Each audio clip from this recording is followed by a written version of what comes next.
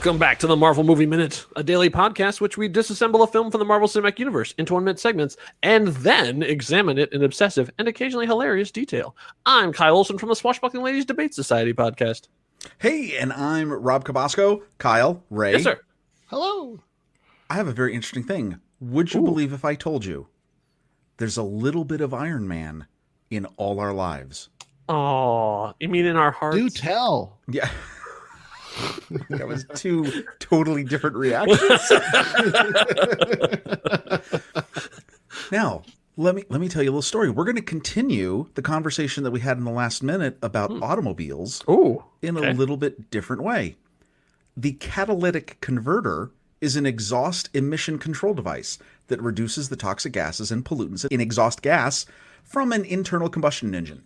Now, first widespread use of these, surprisingly, actually, in the United States automobile market, in the 1970s, the U.S. Environmental Protection Agency created stricter regulations on exhaust emissions. Shout out to the EPA. We're trying to, help everyone to different effects at different times. Yeah.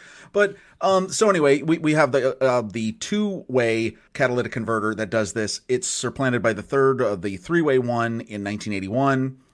Obviously, this is a big part of how engines work, and not just automobiles, but in generators, forklifts, mining equipment, trucks, buses, locomotives, motorcycles. Even there's some wood stoves that actually, in their need to control their emissions, actually have a catalytic converter in them.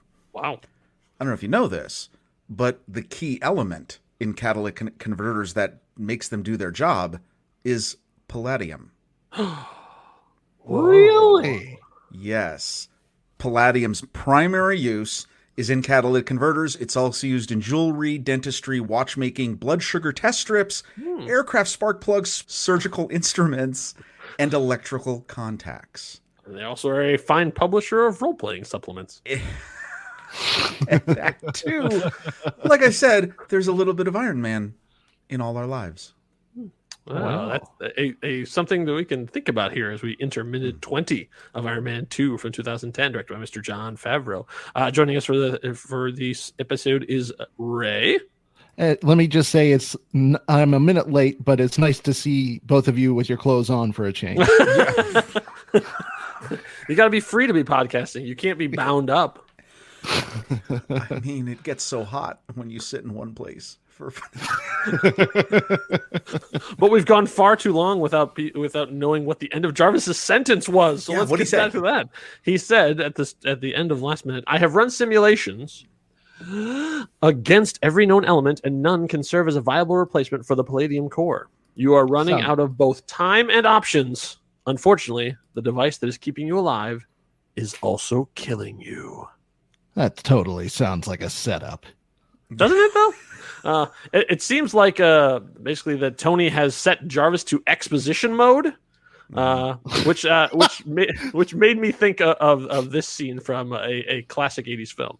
Now, I'll be lunching with my brother Nicky. He's second in command here, and he's an irresponsible parasite. But I had to bring him into the business because he squandered his half of the inheritance, and he has categorically no prospects. Not that he's grateful, he still gambles and incurs bad debts, uses my charger cards, eats my food, and borrows my cars without asking permission. And certainly he's not to be trusted. I wouldn't even put it past him to try to steal my most valuable and largest jewel, the fabulous baseball diamond. And I don't know why his bow ties are always crooked. Still in all, he is my brother. Why are you telling me all this? It's plot exposition. It has to go somewhere. Anyway.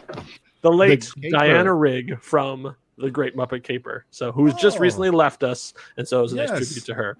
So that was a scene from there where basically every time I think of whenever there's a long run of people like info dumping onto a scene, I always think of that as like, it's exposition, yeah, it has to go somewhere.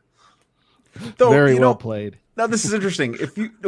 And the way they do that, if you were going to do that, you could have even done this better. I will have one little problem with this is I was reading there was a website, and I actually lost the URL, but it was basically a scientific look at this, right? And their line was, the palladium that powers Tony Stark's arc reactor, and by extension his Iron Man exoskeleton suit, is slowly leaking into his bloodstream and killing him. Ta-da! Right.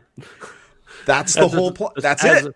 As my friend Lori has on, and she'll be on the show later on in this season, would say, needlessly complicated. Yeah, right? I mean, because that makes sense. It explains everything. I'm like, all right, got it. Anyway. Yeah. I do love, shout out to, obviously, too, as we keep pouring on the love on all of the digital graphics here. Mm-hmm. As Jarvis is telling him this, that you've exhausted your elements, lo and behold, the periodic table appears on the one monitor showing the elements that he's used. Which is great. Like checking them off one by one. Nope, right. Nope. Not neon. No, can't do that. It's a noble gas. Yeah. So we also get to see a nice a cut in there of the rash. So it looks like across, like from the place where the arc reactor sits, he has a circuit-esque rash radiating out, which I thought was a really cool visual way of showing us that it's I mean, it's such a cool effect too, because it's sort of like it's cybernetic, but it's not just like, raw skin or whatever. You could just see it's all going in angles and stuff too. It was really cool. I was trying to figure out if that was like a prop or like a an extra, or was it really they just like do a really close-up shot of Robert Downey Jr. with the thing in his chest. I couldn't tell if it was a real person there or not. That was RDJ before rehab. He's dead. Well, you know what I also love too is I still think this is a great effect, which they did even in the first movie, when he lifts up his shirt to place it back in. Mm-hmm. Man, it looks seamless. Yeah, it literally looks like he's got a grapefruit-sized hole in his chest, and he's just putting the reactor back in. You don't even think about it. He's just like, oh, of course. No, he's method, totally so real. Of course he cut a hole in his sternum. Sure. So then we see Jarvis doing a good job as the personal assistant. It says, Miss Potts is approaching. I recommend that you inform her. Mute. He just like shuts him down. Like, shut up, Jarvis. And then we see the screensaver comes up, and there's the Flathead Ford again. And I thought it was interesting because that's the same screensaver he was using way back in Iron Man 1, even when Pepper shuts. Yeah, exactly. When she shuts off his thing, it calls up that same screensaver. So Pepper comes in, and they have a. Obviously, she's very upset about something, and says, "Is this a joke? What are you thinking?" So before he responds, he snaps, and I was trying to think. I'm like, okay, he already shut off Jarvis. Like what? Like he muted him, and he already brought the screensavers. What is he doing? If you watch really carefully, when he snaps, the lighting changes. So the snap is actually activating the holograms that we're going to see in the next one. It's a really nice effect because it's so subtle. Right. You don't really notice that he did it, but that's basically what he's doing. Is like the snap is telling his computer to activate the hologram thing because he's about to walk around and look through his holo gallery.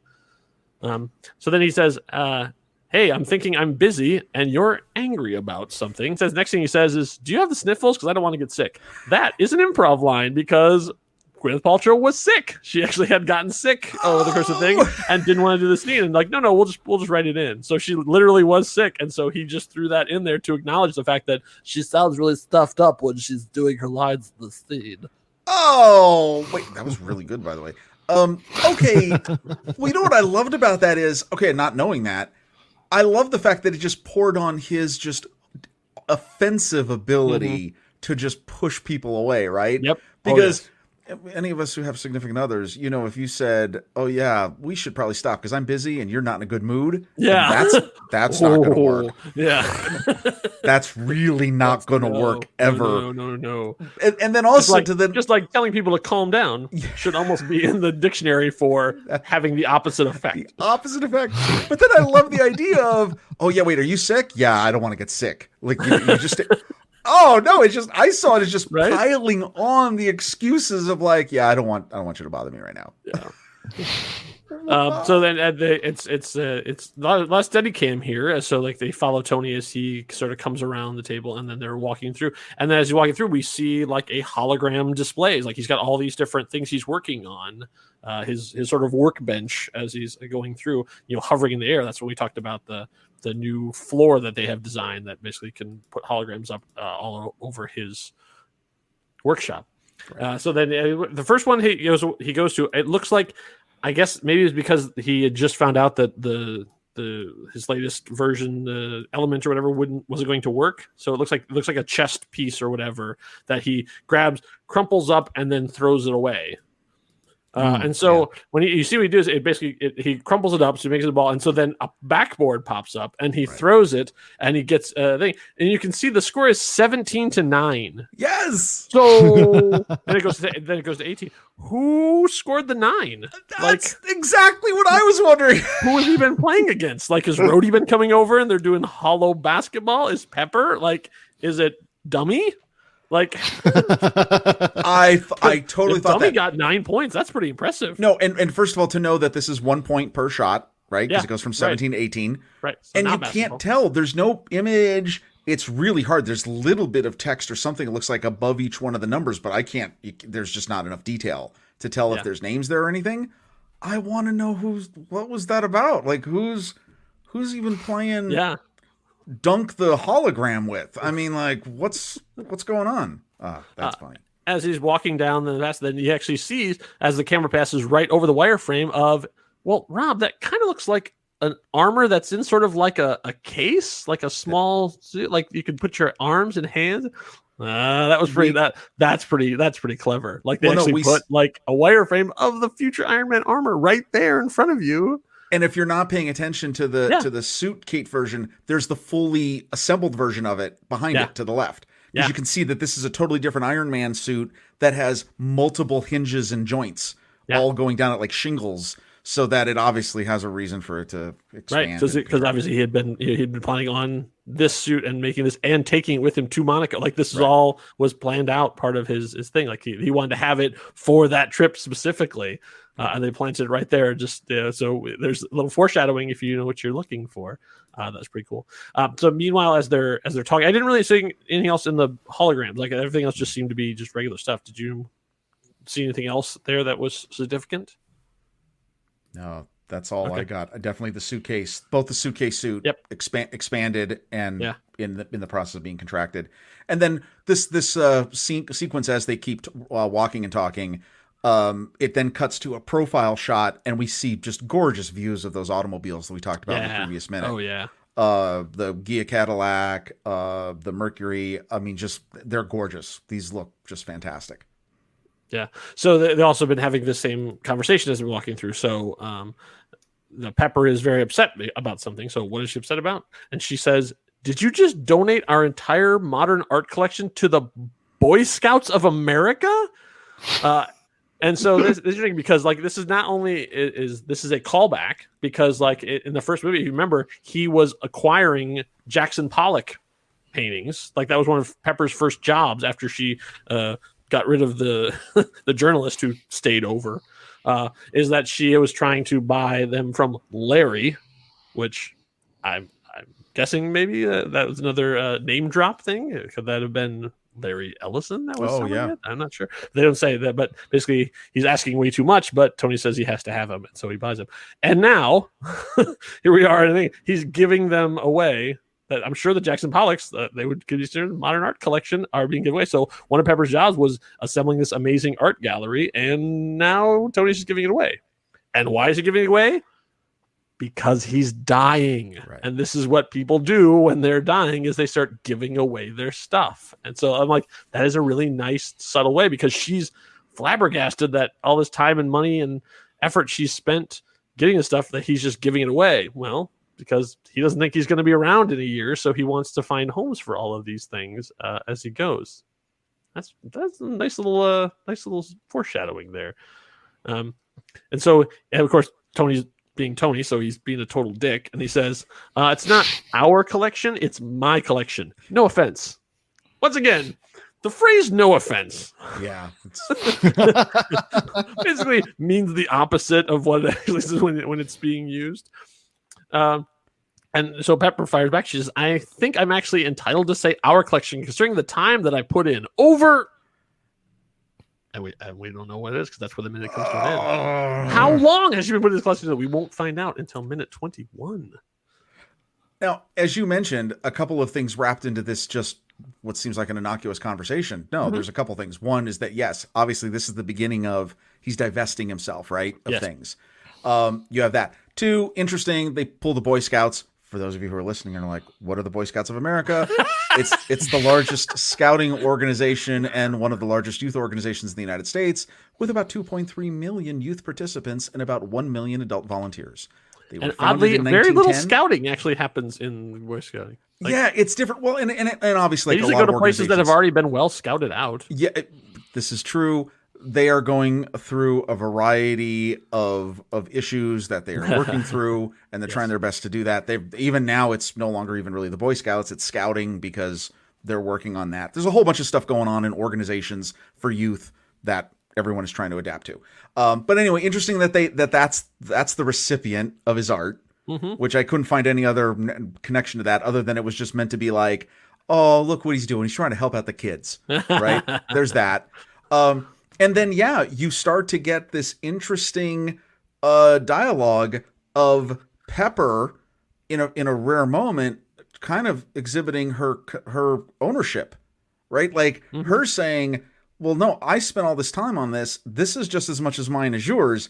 And I think Tony appreciates that. I think he likes to know that she thinks she's closer to him than she likes to normally reveal. But then also at the time of Tony's just like, no, it isn't.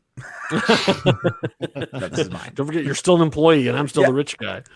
Because as by the time we get to the end of this movie, you're going to see the full circle that relationship has gone on. There's a lot going on here that is speaking to what happens further down the road. Yeah. I like that. But if you notice that we missed something, I wish there was a place that people could go that they could point this stuff out to, like a sort of central gathering ground. Not something, Ooh. I mean, we love Discord, but if there's something place that everybody goes, that there would be a place, though, that like a secluded area where someone so could go. funny that you mentioned that, because really? There's this place on Facebook called the Marvel Movie Minute and the Next Reel Film Podcast Executive Lounge.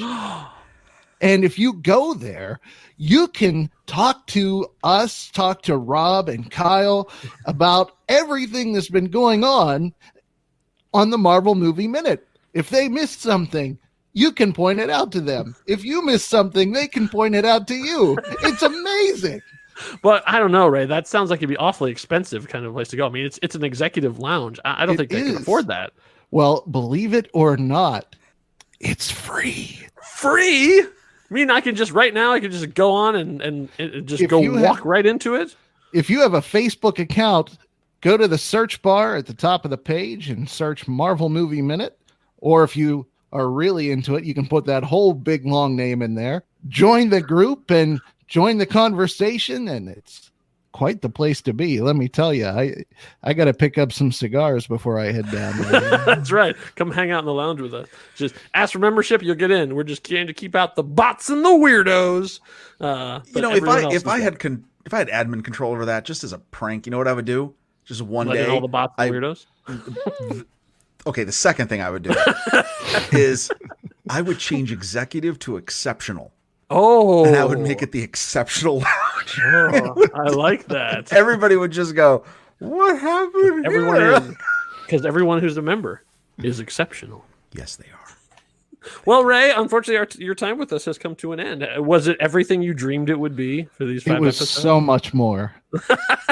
More, Rob. He said it was more. He's a kind man. You are good. To be in the presence of two beautiful beards and hear those beards take on an underappreciated movie within the MCU was just a delight. I think it's appreciated about the level it should be. Yeah, whatever. Now, thank you, Ray. Team Hammer. Correct. You're handsome and intelligent. Thank you. And your beard is also mighty. Oh, yeah. And powerful. Yes, absolutely. Thank you. So thank you all for joining us. Ray won't be back, but the rest of us will be.